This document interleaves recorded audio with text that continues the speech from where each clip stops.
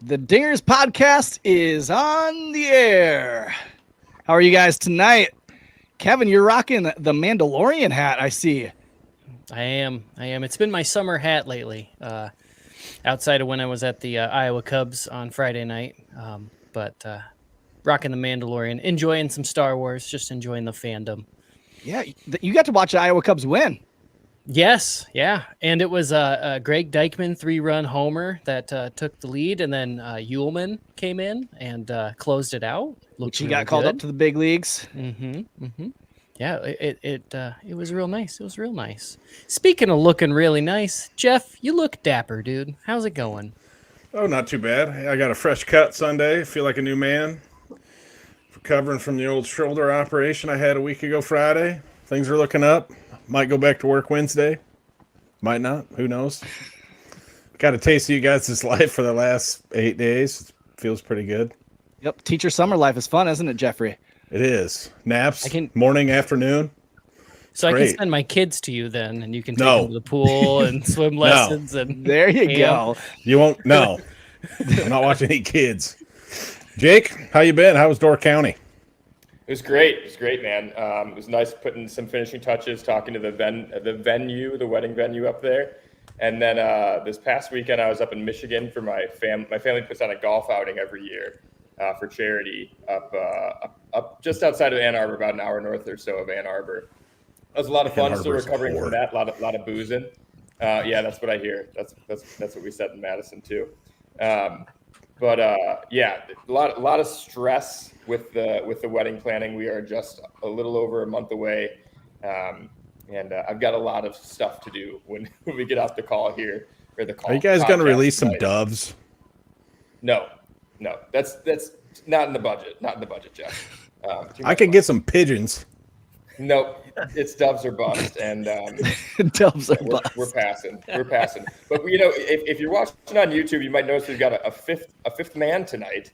A guy who was featured on Patrick Wisdom's Instagram story tonight. Nice little plug. We've got musician, Illinois native, and my Twitter, my internet friend Ian Mahan. I pronounced it wrong, didn't I? Again, it's Mahan. It's all right. We asked before the episode, and I was like, "Oh my god, I already forgot how." Ian, how you doing tonight, man? I'm doing great. At least my name's not Lars Newtbar.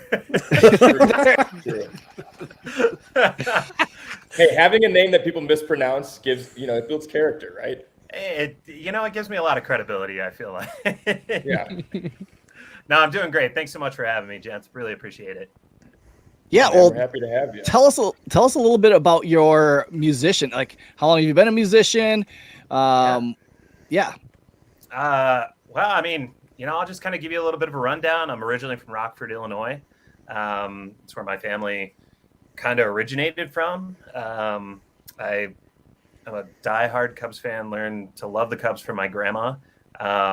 She always used to celebrate something called Cubs Christmas in July, which celebrating anything Christmas themed in July in Illinois just doesn't make sense to begin with because you just want to melt. And she was really big into volunteer work with the Salvation Army in Northern Illinois. And because of that, she was recognized, kind of by the Rockford Cubbies when they were a thing, as a minor league feeder for the Cubs at the time. She was recognized and got to throw out a first pitch with Ernie Banks back in the day. And so that's kind of my rundown of being a Cubs fan. And then, man, I've been a musician ever since I can really remember. Probably since I was about 6 or 7, I started playing the piano. And I think when I was 14 and had my heart broken for the first time, I tried to write my first song. And that was not great. I have the tape somewhere. No one is ever going to hear it. And let's just leave it at that. But I currently reside in Denver. I've played music for a really long time now, and I've toured with some national acts, Howie Dave, Vanessa Carlton, a band called Parachute. The list goes on. But yeah, here I am tonight with you guys instead of recording and writing. So Trust me, I'd much rather be here than doing that. Hey man, we all we're glad need to have you breaks from time to time. As we were just talking about Jeff's got a little break. You know, injury is a little bit different of a break. He's on the IL right now. That's right. But Ian, tell us a little bit. So as I let in, you were featured on Patrick Wisdom's Instagram story tonight. Tell us, like, you explained it to me. Explain to the listeners how that came to be. Yeah, so, one of the hardest things when you're a musician, especially an independent musician trying to do everything on your own, is marketing. And unless you have a pretty extensive marketing background or some sort of marketing education, that may not come naturally. So luckily Cameo exists nowadays, and you can, make Cameo videos for marketing purposes. And so I reached out to a couple of people, Patrick Wisdom being one of them, and he made one. And I guess in his video, he wasn't joking around, because he said, I just recently started listening to Ian, and all of his songs are great, which is not true, but I appreciate the sentiment that he threw my way. And, and I'm sitting there watching the start of the Derby tonight, and I look, just check Instagram really quick right before hopping on here with you all. And he reposts this video from, I'm guessing someone took a video of him playing with his daughters outside today. And the song, one of my songs, is actually on the video of his Instagram story. And I about had a panic attack. Messaged Jake on Twitter. I said, you've got to look at this. Tell me I'm not dreaming. And so here we are. I guess Patrick Wisdom likes the music. So, And is it from your new songs that are just coming out? No, this is an old one. Actually, it's a song that I had placed in a Hallmark movie. Actually, at the start of the pandemic, it got used in like the big moment reveal of a Hallmark movie. Was it a Christmas one? It was. It was a Christmas. Wait, what one? Because I guarantee my wife's watched it. It's called The Christmas Doctor, and it I'll was ask Christmas Vet. I mean, it was a good. No, it was a good movie. I'm not knocking. It actually had Holly Robinson Pete in it, so Rodney Pete's wife, and very cool. So she was hanging with Mr. Cooper. Yeah, yeah, she was. Yeah, that was a great show. That was a great show. Tell us about your new song you're just releasing. Yeah. So the new song I got coming out is called "Tinker to Evers to Chance," and this is what it is. If you're a Cubs fan, and study baseball history or anything having to do with the history of the team, you'll know that "Tinker to Evers to Chance" was the initiation of a double play. And that's generally how Cubs fans back in the day knew a game was over. Someone would say "Tinker to Evers to Chance." There's a pretty famous poem. It's baseball's sad lexicon written about this as well. So I, as being a borderline millennial, clever, I like to think of myself as clever, but that's not always the case. So does Kevin. I follow Kevin on Twitter. He knows he's clever. That's the thing. Sometimes too clever. And so I basically, the song is saturated with movie references, baseball movie references, and it comes out July 26th, which is the last home game for the Cubs in the month of July. I think they're playing the Pirates, and it's kind of in honor of my grandma, who passed away, and she, we're celebrating Cubs Christmas in July here in 2022. Awesome. Well, yeah, thanks for jumping on. We love you on Twitter. We love following you on Twitter, and we love what you have to say about the Cubs. You're one that's big on being positive with the Cubs, and in this time it's really, really hard. So it is hard. We appreciate that. We appreciate that. So thanks for coming on. But yeah, if you are just checking in, we have Ian Mahan. Mahan. On. And so, yeah. We have Dylan Mahone on. We'll butcher it every way we can. I'm but happy with that. I'm good. if you're following us, you can follow us on Twitter at Dinger Cubs and subscribe to YouTube, the Shy City Sports YouTube channel. We're also sponsored by Toppling Goliath. Are you guys drinking any Toppling Goliath tonight? I am. I've got I'm myself not. Widow Sue. I need to take a night off. Night off for me. Night off. Good for you. Quit. I have a seltzer. This is the second time I've had a Toppling Goliath seltzer. I know. Nice. Well, if Better you're a White Claw. Toppling, if you're a Toppling Goliath fan, they're going to have something new coming our way. They're doing a first ever limited edition Oktoberfest Lager later this month. And not only that, it's actually going to be served in their tap room, but they're also going to distribute it out into the markets in 4 or 12-pack cans. I'm excited about that because they don't only put their new stuff out so I can get it back down here. And I like the other lager. Dorothy is a good. So I'm excited to get that one. something to look forward to. Spiced, is it? Well, let's get into talking about our Cubs. Man, I need to start out with talking about Nico Horner. This is going to be kind of a review of the first half of the season. And I remember at the very beginning of the season, I think it was week 1, I said that Nico Horner, I think I tweeted it out and tried to get people to comment on what are people's thoughts, that Nico Horner is a basically Trey Turner light without power, that he's going to end up being where Trey Turner is at this stage of his career. He's going to be about the same. So I wanted to hear what your guys' thoughts now. Have we got halfway through the year? We've seen a little bit more Nico Horner. He's gotten now a lot more at bats, which before this season, he had not gotten a lot at bats professionally. So where do we think we're at? And I mean, there was one whole post-game recap that Rick Sutcliffe basically talked about that, comparing him to Trey Turner. And so I felt like affirmed a ton that we had Rick Sutcliffe saying it. But what are your guys' thoughts now that we have a full year? We've seen a little bit more power out of Nico. He's lifting the ball a little bit more. Do you guys see that down the line? Is that where he's headed? We'll start with Jake. Actually, start with someone else because I want to look something up about Trey Turner really quick. So start with one of the other guys. Ian, let's hear about you. Ian, what are your thoughts? Because since you're the new guy.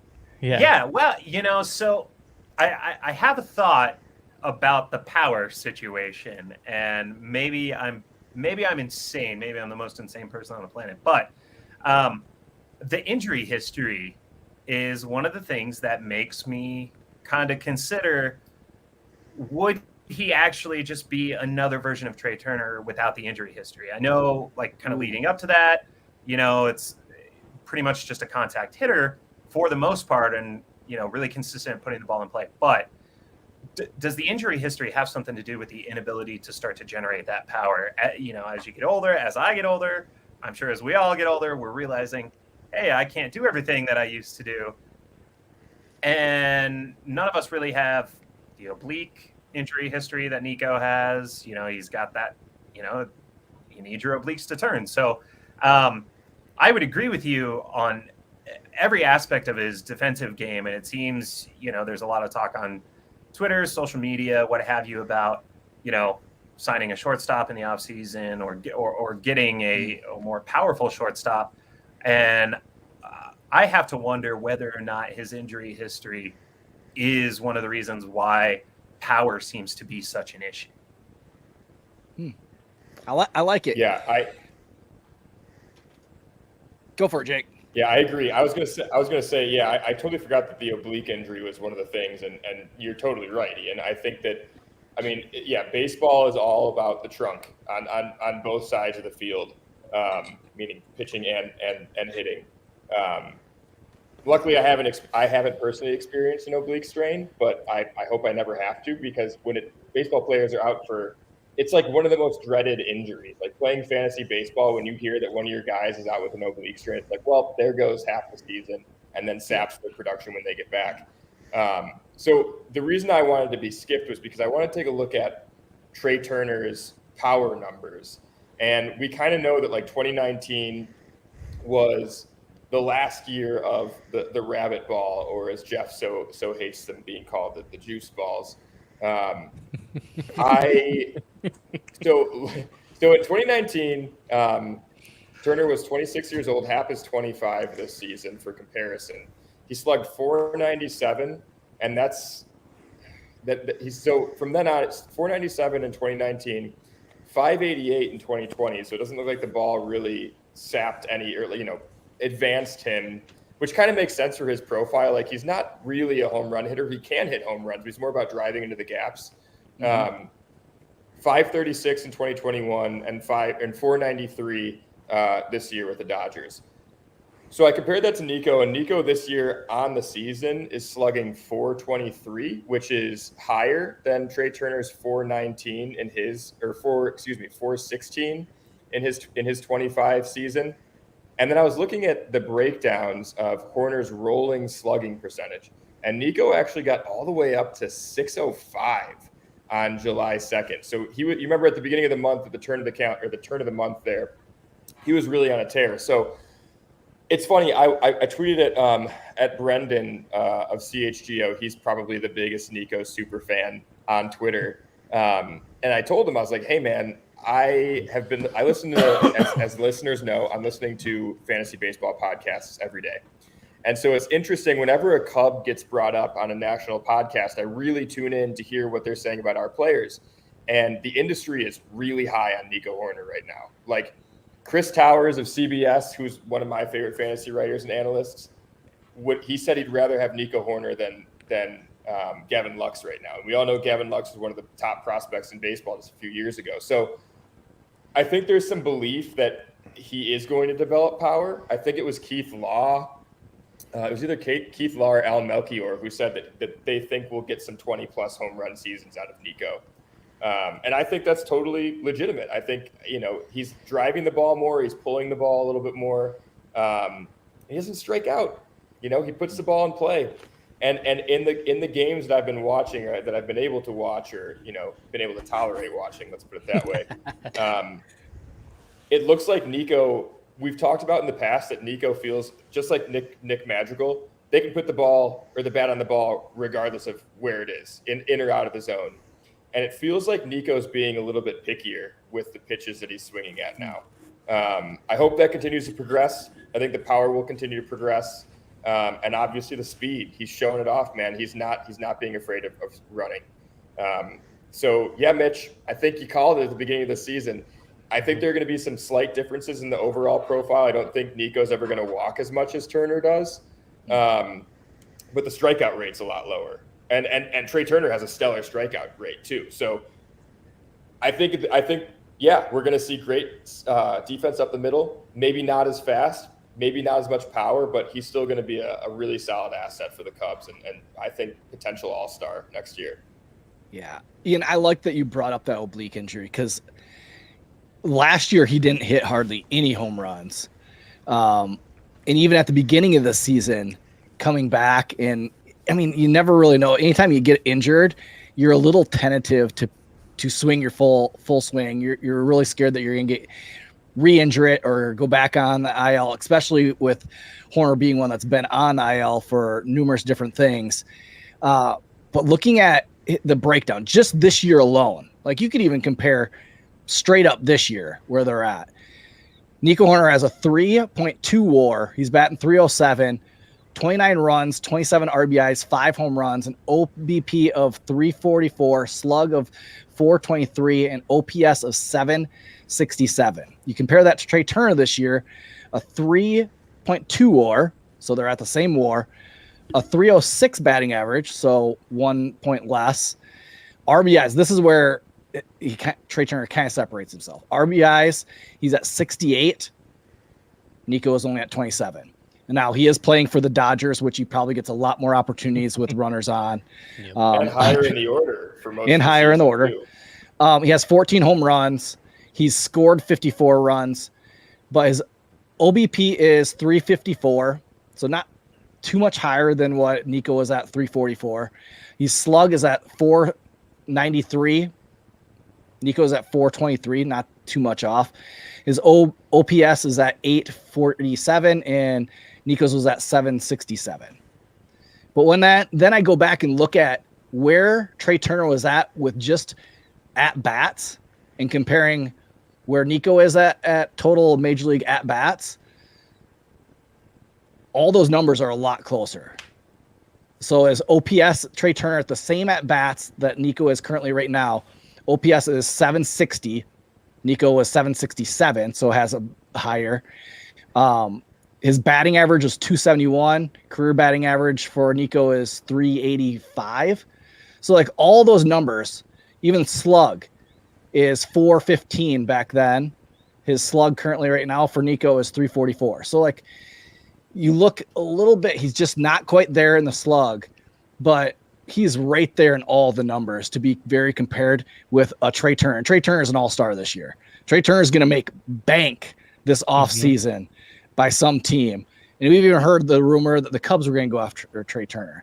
And it's like, I love Nico where he is at shortstop. And I even said earlier that I would love for him to go out and sign a shortstop like Xander Bogaerts and move Nico over, or move Xander Bogaerts to third and see what we have with trading Wisdom. But like Nico is legit, and he's going to be legit for the Cubs for a long time, somebody that they're going to build around. And the big question is, do you think the power will come? What do you think, Kevin? Do you think it's going to come? Do you think it's going to come around? Do you think that we're going to see a second half where we see, I mean, he's at 5 home runs now. Do you think he's going to get into about 15? Maybe. I think the power will come eventually, as long as he doesn't re-injure that oblique. You know, if he gets, you brought it up, when you come back, you don't quite trust it for the first little while. And I think it's one of those, as you get more and more comfortable, and when you get to that safety point where you're not even thinking about it anymore and you're just free swinging, I think the power will come a little bit. Yeah, I don't know. That's kind of, I think it'll come a little bit. I don't know that he's ever going to hit as many home runs as Trey Turner, but I love having his bat in the lineup. Every time he comes up, it's always a good outcome. And he just doesn't strike out, which is awesome to see. On Sunday, when he came up, I turned to my son. I was like, "We're gonna be ahead. Nico's getting a base hit here. Like I guarantee it." And he's like, "I don't know, Dad. We haven't been playing very well." I said, "Nico's gonna come through." Right. Bam, base hit. I was like, "It's Nico. You don't doubt Nico." So. Yeah. What about you, Jeff? Do you think the power's coming? I think he might develop into like a 15 to 20 home run guy. I mean, his defense is always going to be fabulous and continue to get better. And he's on, what's he been on the injured list once this season, which is. And that was when he ran into the umpire. Yeah, the umpire. Yeah, the ankle. I don't. As long as he stays healthy, that was my biggest concern with him, is that that the injury bug was biting him like too often and pretty consistently. But no, I don't know about this big debate about signing a more powerful shortstop in the offseason and moving somebody around, as long as that shortstop doesn't mind playing elsewhere or whatever. But no, I think he'll continue to improve and get better. The more at bats he gets, the longer he plays without injury and things like that. Now, the other big thing that happened this weekend, and I know Dom's kind of made a big thing of it, Contreras asking for the ball after his base hit late in the innings on Sunday. Ian, is this the last we've seen of Contreras? And I'll throw Happ in there. I didn't join you guys to get my feelings hurt tonight. Right? Jake and I have had some exchanges about what everything is going to look like moving forward. And I've been one at times, and I feel like I'm flip-flopping too throughout the season, where I feel like I can sort of see what Jed has in mind, and then there are stretches where I just have no idea what he has in mind. Trading one and or both of them, more egregiously Contreras, I think would throw me completely into the camp of I have no idea what your plan is anymore, dude. Like now I'm just I emotionally I feel like I feel like we've seen the last of one, if not both of them. I don't want that to be the case, but we are Chicago sports fans. When do we ever get what we want? This is why we can't have nice things. Right. Right. Always happens to us. Why? Jake, you look like you want to say it. Well, say it. So I at the beginning of the season was very much team extend Wilson. We've kind of talked about the fact that Wilson deserves to go into free agency and get paid. If the Cubs are the ones that want to pay him, fantastic. Like I will be ecstatic about that. But with that in mind, like he's talked about being excited to hit free agency. And I mean, he's been in the Cubs system for how many years? 14. I can't. Yeah. So, I mean, the guy he's worked his ass off to get to this point. He deserves his payday. But I've done a lot of reading. I've done a lot of reading from Cubs writers and national writers. And I've kind of come around to the fact that while Wilson is a rare offensive catcher, I don't think he'll remain. He won't remain. Like we're not wherever he goes because we've got the universal DH now. He's not going to be catching as many games as he used to. So yes, he'll be an offensive bat first and foremost, but he's not going to. He probably won't be the bulk catcher anymore. Like I think wherever he goes, he's going to be more of a until the robo-umps come. He's going to be more of a bat first player. And if not, if you depend on him to be the catcher, the bulk catcher, the bat's going to fall off. I mean, we've seen this year what the DH has done for him. He's having his best offensive season. So why would you switch that? So with that in mind, like it's easier to find a DH. Just how we've talked about in the past, it's easy to find a first baseman. It's easy to find a DH, or easier than finding a catcher. But I don't know. I think that we're trading him at his peak. He's the best offensive player on the market this trade season, and I'm gonna miss the guy. Like I hope that we can figure something out in the offseason, but I don't think it's gonna happen. And it's fine. I've kind of come to terms with it. Now, if we trade Ian, I'm a little bit more upset. Aside from being the president of the Ian Happ fan club, I am also a big fan of developing players and who are all-stars, and he still has another year of control after this. So I think it makes more sense, even though his value is at the peak right now, wait to see what the team looks like next season. If his value goes down, whatever. Like I still don't think you're going to get you're not going to get the same haul you'd get for Contreras. And if he plays well next season, the team's trending upward, it makes sense to extend him because he's not going to cost as much as Contreras, or he shouldn't. So I don't know. I could go on and on, but Kevin and Jeff, what do you guys think? You guys, I think we're all on the page. Like we're all on the page that Contreras is getting dealt. We know that. Yep, I don't think either of them has played their last game. I think it's going to be pushed to the deadline. But what do you guys think about Ian? I think with Ian Happ, I think the Brennan Davis injury has actually opened the door for the Cubs to keep Happ longer and see what they have next year. I mean, they have a plethora of really good, talented outfielders, and they're waiting to see how much they develop this year and next year to see what they're going to do with Happ. But I really think that the Brennan Davis injury has really opened the door now for them to keep Happ a little bit longer and not trade him because they need. I mean, if you trade Contreras, how are you going to put butts in those seats without somebody like Ian Happ? Ian Happ has been the best player on the team this whole year. How can you sit in the front office and trade your best two players and then expect ticket sales, which they've been pushing emails and text messages to try to get people to buy tickets? It's like you never used to have to do this. Like people just wanted to go see your games because they were fun to watch. Like, so I don't know. I think that's one thing where it maybe opens the door for them to keeping Ian around a little bit longer. Yeah. Jeff, you got anything to add? I don't know that we could potentially get a huge haul for Wilson. Mm-hmm. I mean, that's the upside. We could also potentially sign him in the offseason. So, If yeah. those two things happen, I don't know. Right.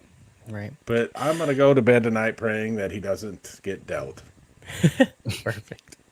I'm with you. I don't think it's going to happen, but I'm with you. But switching gears, Mitch and I are both teachers. We like to give people grades. So we're gonna break things down in the first half. Jake, if you had to give the offense a grade for the first half, what would you give it, and why is it a D? That's exactly what I was going to say. That's a D. Yeah, man. Wow. Just wow. I mean, Ian, do you disagree? I mean, it's not a C. Like C's average, right? I was gonna go with a D-, but yeah. It's not an F. It's not an F because there have been players. There have been those bright spots like Happ and Wilson, and Saya coming back has been really good. Yep. Saya to start the season was really good. Morel's been a bright spot. Higgins has had some hits. Listen, the guy can't be a starting catcher, but like he might be a good bench bat. And, Yep. and a good guy to take over at first, if we need someone in a pinch at first. I think in the second half we're going to see. I know we're going to talk about second half expectations for the end of the episode, but so I'll save it for that. But I think D-. I kind of pointed out all my bright spots, but like for me, what we've seen from Happ and Nico in them hopefully being future pieces is really encouraging. Kevin, what do you think, since you were the one to throw out it? I totally agree. It's been the inconsistency, I think, is the issue. And I had a roommate in college who always went by C's get degrees. If that was the case, you'd be at least sitting at 500 or maybe a game or two above, and we're not there. So clearly we're a little below. But it's not an F because we have those games where we throw out 14 runs, out of nowhere. And if we had spread that across an entire series, we would have won every game in the series. And it frustrates you, and you look at all the math and you scream at that's why they play the game every day. But Mitch, why are you giving them an A? I don't know. Looks like that's what you're saying. No, I'm not giving them. I was just thinking. I think the reason why we can't give them anything higher than a D is because, you have the Ian Happ that's doing well. You have Contreras that's doing what we expect Contreras to do. Horner's doing well. Saya that's done well when he's been healthy. But then you don't have anybody around those guys that have been consistent. The guys that we've looked to, like Jan Gomes, I was excited about that signing. And at the beginning of the year, he was doing really well. But then he's went through this long stretch where you need those guys around the Ian Happs to be able to come through with getting on base or getting a hit to move a runner over, and they're not doing it. And so that's why it's like, as a whole, the offense is a D. If you were to just take those top guys, we'd be C, we'd maybe be C+. I don't know.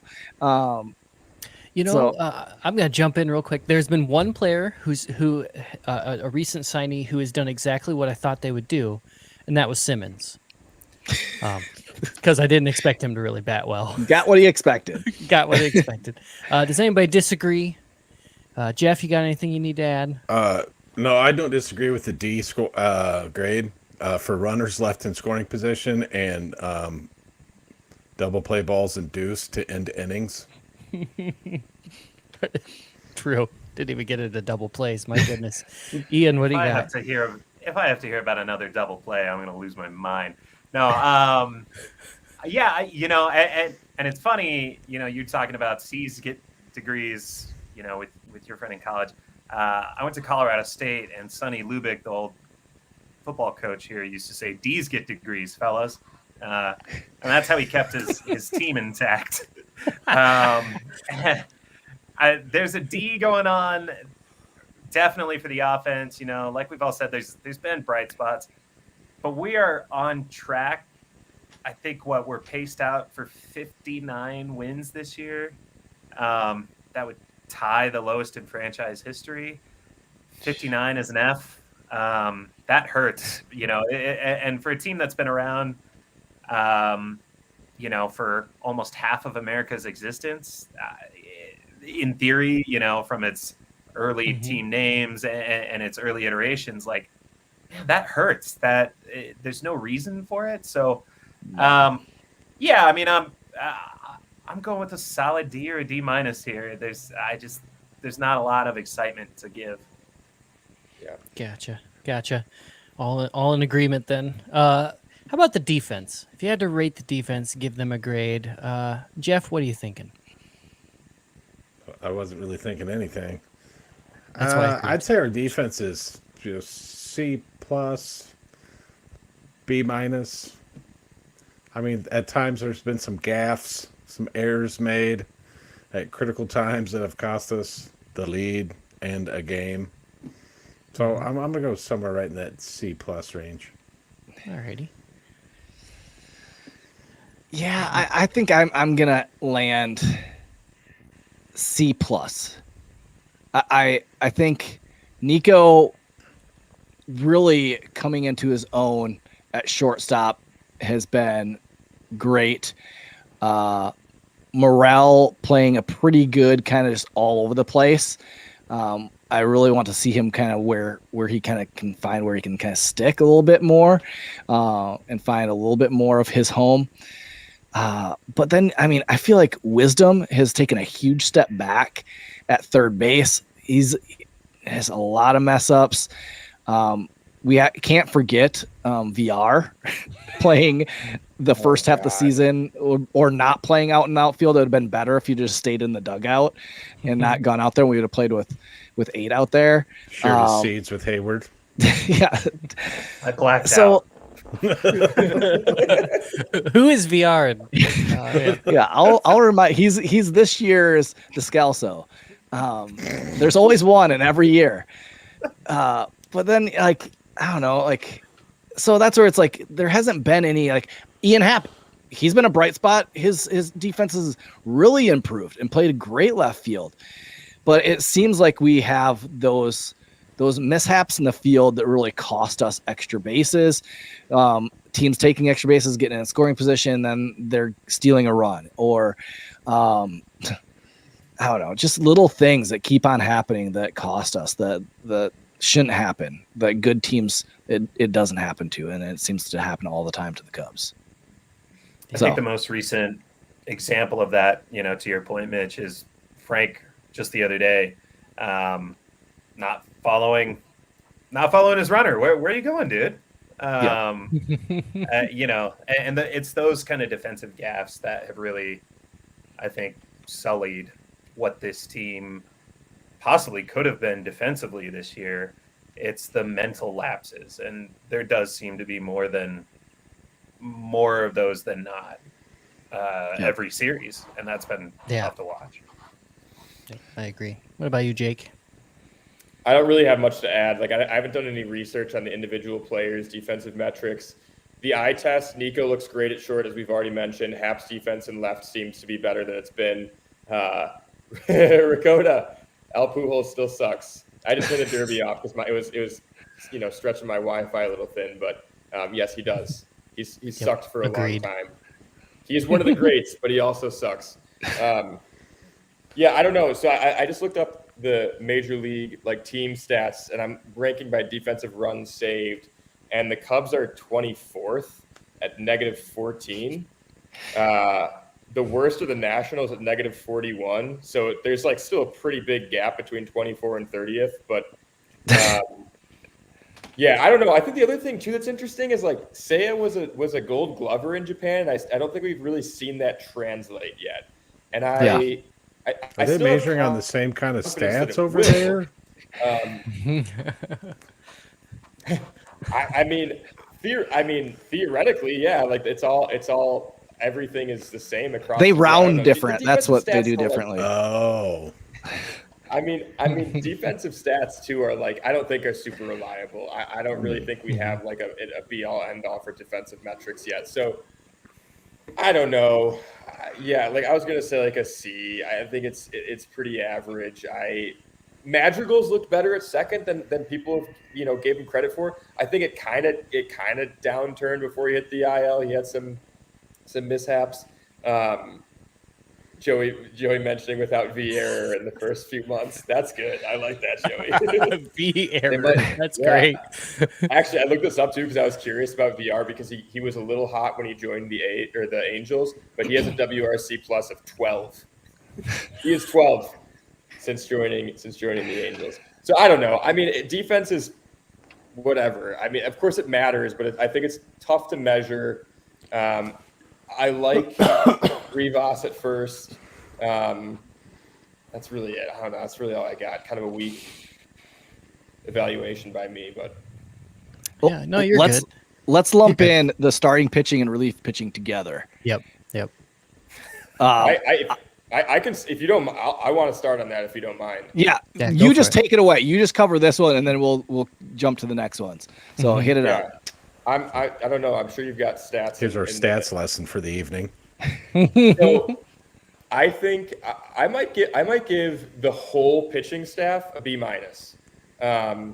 Considering all the injuries that the starting rotation has taken, I think the spot starters that have stepped up to eat innings have been great. Putting that all into perspective, right? Like I think one of the fantasy writers that I follow today just talked about Mark Leiter Jr. So maybe he's actually not that bad. He's been fine. He's been serviceable. Adrian Sampson's been solid, like really solid. I think like a sixth starter swingman role like is in his future, like whether it's for the Cubs or another team. And then of course, we've talked about Keegan and Steele a ton, and the growth that we've seen from those two guys is fantastic. And I think it also says a lot, like the B minus grade that I give them, if the injuries hadn't given those two guys a chance, there's a possibility that maybe they don't grade as highly, because Hendricks has been spotty, Stroman's been spotty, Miley's been good when he's been healthy, but then Smiley when he's been healthy has been spotty too. So it's tough to say, right? But I think overall, with everything that's happened, I'm happy with the starting rotation. I'd give them more the C and the bullpen the B. And I say the bullpen because we've had young arms that have come up and done what we thought they would do based on their minor league performances. Brandon Hughes has been solid. I've really enjoyed watching him. Scott Efros is a horse, man. That guy, I feel like that guy plays in every game. Right. He's the guy who shows up and it's a group project, and he's always the one who's working on the group project while everybody else is like tinkering around and doesn't talking. complain. He doesn't complain. Yep. He's like, No, "I'm over here. I know what I have to do. Right. And David Robertson, man, like David Robertson's going to fetch us a solid prospect at the deadline. Yep. So yeah, I think overall, I mean, what do you guys think? Do you think B minus is too high? No, I think that's spot on. No, I think that's right in line. I think, was it yesterday's game, around the fourth, fifth inning, they threw up a graphic.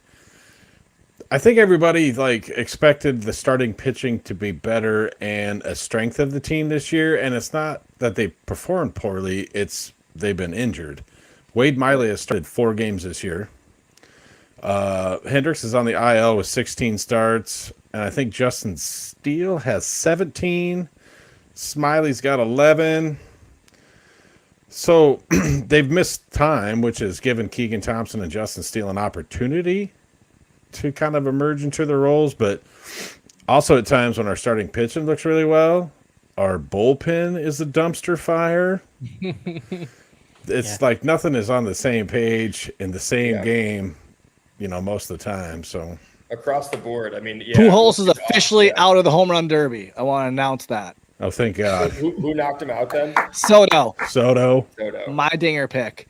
Future Crap. Juan Soto. Are you the only one left? I think so. Yeah, you are. Ian, you got anything you want to add to the pitching? Yeah, I mean, I mean, I would agree with the grade, and it's hard not to imagine a what if scenario if the rotation had been healthier all year. It's tough to watch because of that what if situation. Like what is a rotation of a healthy Wade Miley to start the season net us as far as wins go? A couple of those one-run games or the games that we've been really competitive, does like having serviceable starting pitching more often than not than what we've had it this year, does that change kind of the outlook of the season? Are we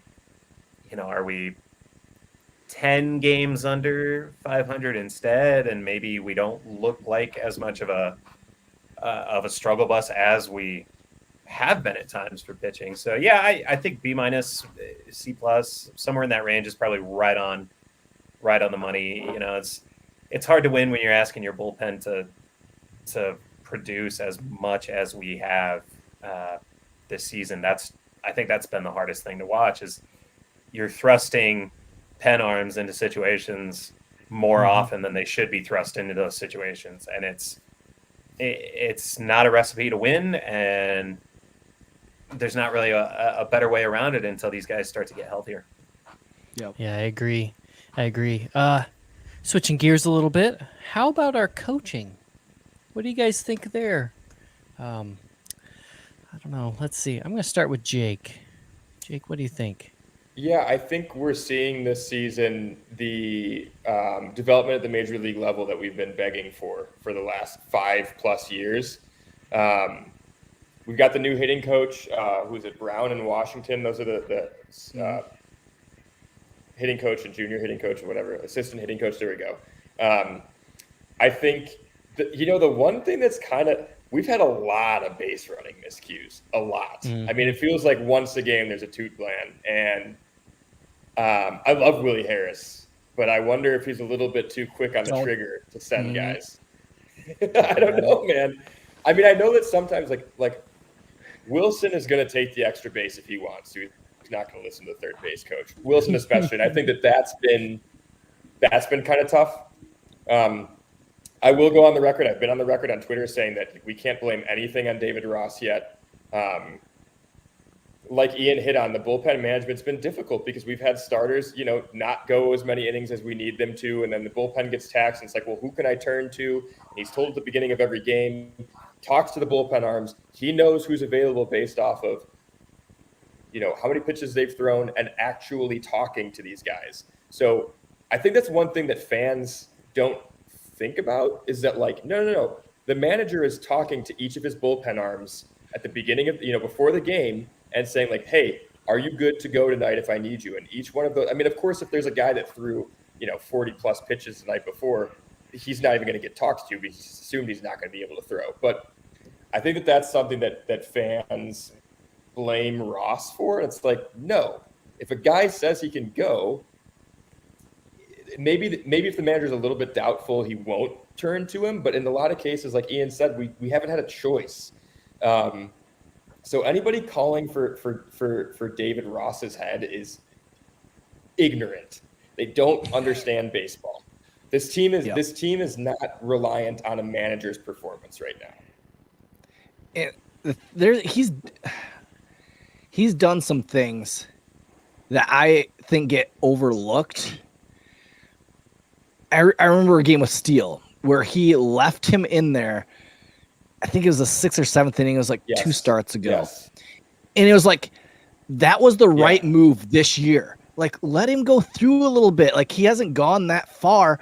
And it's like, I appreciate those things that Ross does, that like a lot of the just everyday fan, they don't see that and they just get complained because they're losing. It's like, none of that is Ross's fault. Like, he's given a crap roster and half of his pitching staff has been gone this season. It's like, in the signings that they picked up was VR and Gomes, and it's like, Simmons. What are you gonna do? Like, it's like, but you're seeing Ian Happ develop, you're seeing Horner develop. So like, I don't know. There hasn't been too many decisions where I've really questioned it. And when it comes to like bullpen, it's like, I'm not really going to question when he brings in a certain guy, because I don't know who's ready down there in the bullpen, who maybe has something going on with their arm that they're like, hey man, I need one more day off. Like, I don't know. I'm not down there.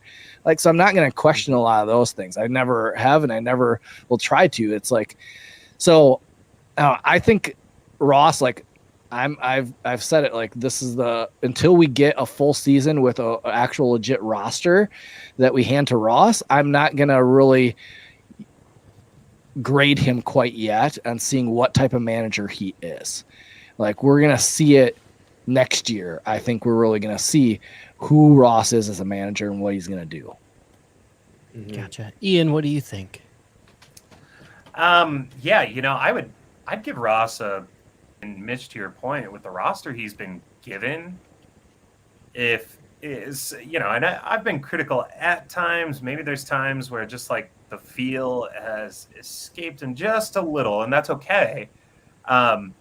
It's hard to get a feel with a bad roster. It's hard to figure out, like, oh, I should have a better feel for this situation. Well, yeah, maybe, but your roster's bad, so it's really, really hard to to figure it out after that. So I'd say a B, just because I've seen him work some actual magic with a bad roster that has yielded some really good results. And I'm interested. Obviously, I think all of us are looking a little bit to the off season. Who are we gonna try to go after? Who's coming up? Where are the moves to give Ross a serviceable roster to really manage and see, hey, like, you've shown glimpses where you have a really good feel for this, and you're doing it with a roster that in all other worlds should not really be that competitive, and we've been competitive. That Dodgers series was, I think, more of an indictment on the Dodgers than our inability to close games or to win games. Like, we weren't, I think every single person here was expecting us to lose every single game. And by a blowout. And there was a moment in every single one of those games where I did not think that we were going to get swept. And I was like, wow, we can win this. And so he's done a really good job with what he's been given. I'm going with a B, solid B. Gotcha. And that's can kind of lead into like where we want to see this team going in the second half. Like, for me, it's all about player development, and it's all about seeing Keegan Thompson, seeing Steele. We need to see, like, I think we've seen enough, but I want to see more. Are they going to be like the frontline starters in this rotation for next year? Like, I want to see them complete a full major league season as starters and see what we have in them. If they can they last the whole season? Especially like Thompson, who's been a rotation guy to start out with, like, and now getting thrust into the starting rotation a little bit more. Like, I want to see if his arm can hold up the whole season. I want to see if Nico can keep it up. Like, I want to see if Nico can do this the whole season and keep raking. But like, I look at the first half, and the positive takeaways is Thompson, Steele, Nico, Scott F. Ross being the absolute man down in the bullpen. He's a future and current setup man that the Cubs can kind of build that rotation or the bullpen around. Christopher Morel, I want to see him develop more and more. Like, I want to see him continue to play every day, because why not? Who else is going to take that spot? And then if Ian Happ doesn't get traded, like, him to really step up and continue to be the leader. Like, I really want to see that. And I like Contreras is that right now, but if he's gone, who's going to be that guy in the clubhouse that leads? And I think a lot of the guys might look to Ian Happ to be that leader in the clubhouse. What are your guys' thoughts, and what are you kind of looking for a takeaway for the second half? I don't know. I think before you can start the fire David Ross hashtag, I think you got to give him a roster a little bit, sign some guys in the offseason, spend a little bit of money. I think he's doing the best job he can with what's on the roster, and so especially dealing with like the amount of injuries that have happened to the pitching this year.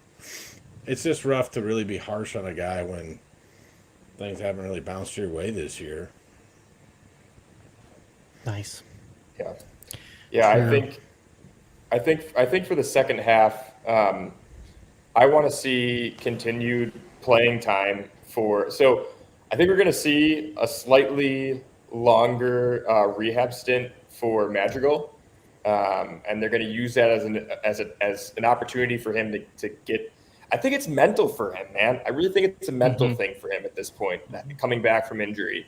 But I hope down the stretch, maybe mid-August he comes back and then he gets playing time at second base. The funny thing is David Bodie's over the last 2 weeks, I was looking this up, since July 3rd, he's got a 121 WRC plus, slugging 455, but the BABIP is 556 and the K rate is 50%. So it's only 24 plate appearances. So it's not a huge, but I think there's no way that Bodie gets traded. There's no way that he fetches us anything. But I'd almost rather see if we could include him in a deal as an add-on, just so we clear up second base. The Trevor Williams add-on. Yeah, exactly. Right. Because historically he's been a decent defender. I think he's a good guy off the bench. I don't know, whatever.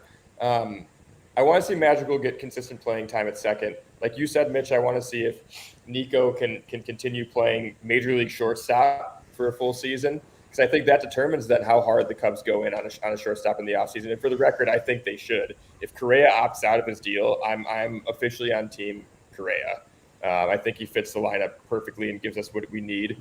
And then, I think depending on what happens with Hap, I think outfield, I want to see Jackson Frazier get some run. He's been hot in Iowa.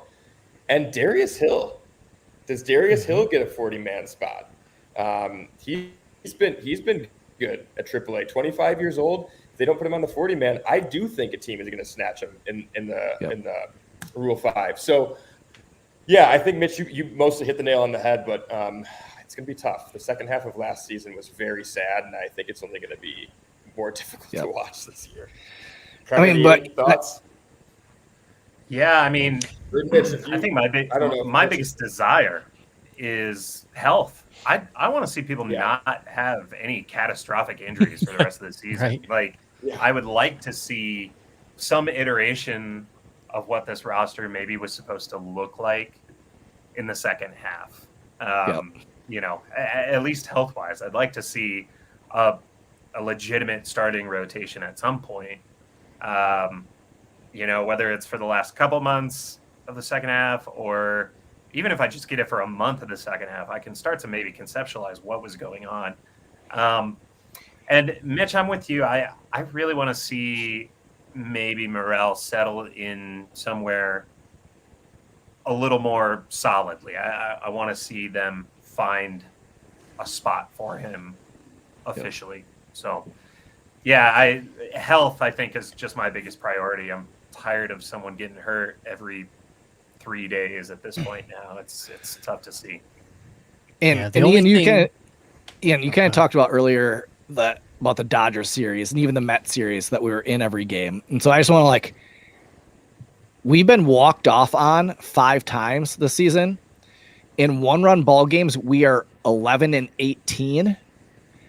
We are 1-9 in the last 10 extra inning games, and 3-12 in extra inning games overall. So extra innings has not been we talked about this last week. It's when extra innings happens, this is a loss. And so right. I want to see, and we said this over and over, they're a team that's just right close to being there, but there's too many young guys that don't know how to win. And for them to start that ball rolling down the hill of starting to learn how to finish those games and do the right thing, get the critical hit to get the ball rolling. I feel like we need the Miguel Montero, the "we are good" hashtag start going and get them to believe in themselves. Hey, we can do this. So I want to see some of those young guys really step up and get that winning culture built back in to the Cubs. The only thing I want to add real quick is, because nobody else brought it up, I want to see Seiya develop in the second half. He has made some adjustments, and I just want to see that continue in the second half. And I just wanted to throw that out there because it hadn't been brought up yet. But as Joey brings up, I think if Contreras does happen to end up elsewhere, I think we got a spot in the DH for Frazier then. Yeah. Yep. Because Absolutely. Gomes has been wonderful in the DH, so maybe he doesn't have a spot. Gomes is hitting like me in DH. Hey, he did pick up his first walk since April the other day. So hey, Oh, maybe wow. he's seeing the ball a little bit better. We do want a quick end and talking about the draft. We're going to get in that a lot more next week when the draft officially ends. Greg Zumak, is that how he pronounces his last name? Yeah. Ivy Features. He's going to be on. He's a draft nut, knows everything about all these young guys who the Cubs drafted. Great guy to talk to. He's going to be on next week to kind of break down the whole draft and give us a little bit insight to the draft. But man, we like picking right-handed pitchers. We, I think, what was it? Out of the guys this year, 9 right-handed pitchers. Well, I don't know. I think 9 out of 11 picks for pitchers. Yeah, I think 8. I don't know how many. Right-handers. 8. I think 8 righties. 8 righties. The big 2, Cade Horton out of the University of Oklahoma. He basically, absolutely dominated in the postseason. Learned a slider, can get up to 98 with his fastball. An athlete.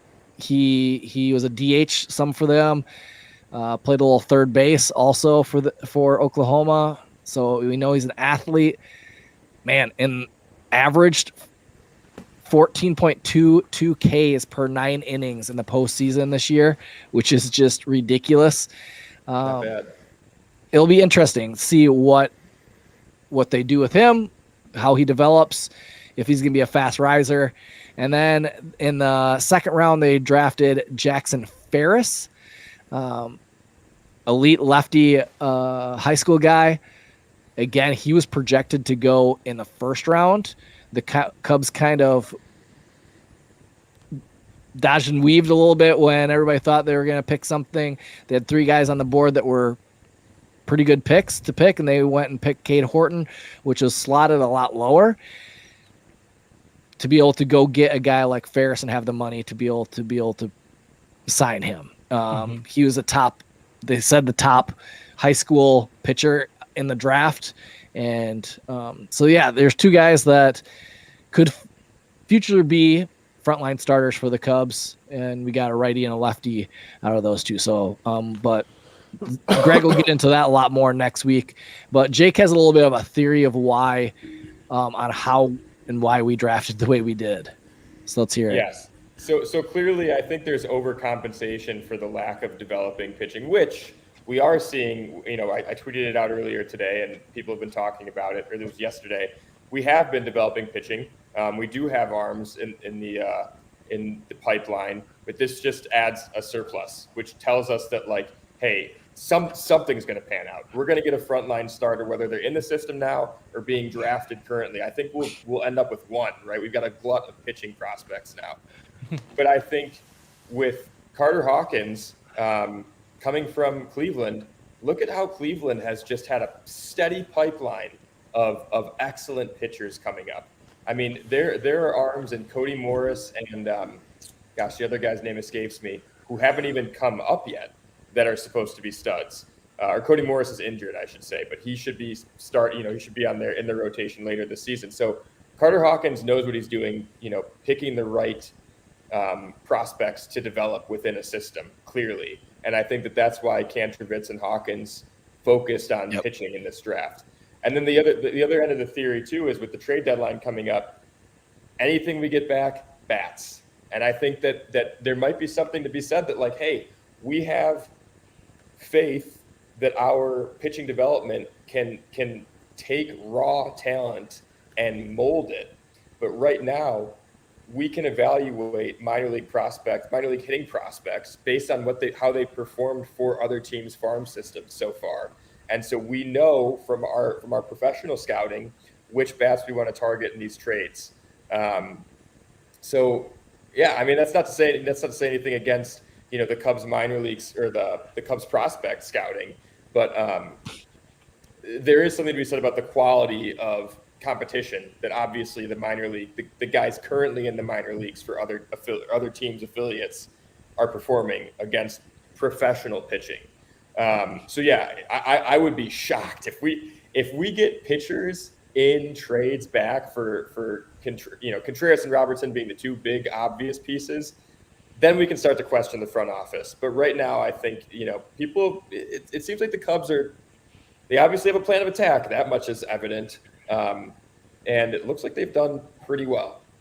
I think too why they picked so many righties is I think the development of Jordan Wicks and DJ Hers from the left side, and them getting called up South Bend, knowing that they have those two guys that are legit lefties that could be future rotation guys, gives them the opportunity to go after a little bit more righties and try to fill that in with a future rotation. So that was just me thinking, and that wasn't a coincidence that just 2 days ago they called them up and then they went and drafted all these righties. It's like, okay, I think they're trying to find guys that could pair with them in a rotation. So we've gone long, but thanks, Ian, for jumping on. Go check out his music. Ian, where can they follow you? You can follow me on Twitter at Dutch Mahan, on Instagram at It's Ian Mahan, and anywhere you listen to music, Spotify, Apple Music, whatever, wherever you tune into songs. And the new Tinker to Everest to Chances dropping July 26th. July 26th. Nice. So we'd love to have you back on. Like, you're awesome. So anytime you're free and want to jump back on, let us know. You know what? All I need is the invite. I'll make time for you guys. I'll put up writing and recording, no problem for you. Awesome. All right. Well, yeah. Tune in next week. Greg Zumak is going to be on from Ivy Features, and yeah, we'll get into draft. Then after the trade deadline, we have guys from Bleacher Nation are gonna be on talking about, or after the trade deadline, we're gonna have them on talking about all the guys that we get back from the trades. And I have Cam Sanders' phone number. I'm ready to dial to be able to get him to come on. So Cam Sanders is going to make an appearance here shortly. That's if he doesn't get called up, because I was going to get Steven Brault. I had his phone number, and then he got called up. So, I mean, I still could call him. I could still give him a call. Let's get a guy on that major league roster on. Come on. Let's try it. I heard Scotty Efros loves podcasting. Let's try it. There we go. He was great. He was great on the compound. He was. Yep. He was great. But yeah, so that's a lot to look forward to the second half of the season. Even if the Cubs aren't playing well, we're going to have fun here on the Dingers podcast. Make sure you follow us at Dinger Cubs. And yeah, thanks for listening to us this week on episode 89 of the Dingers podcast.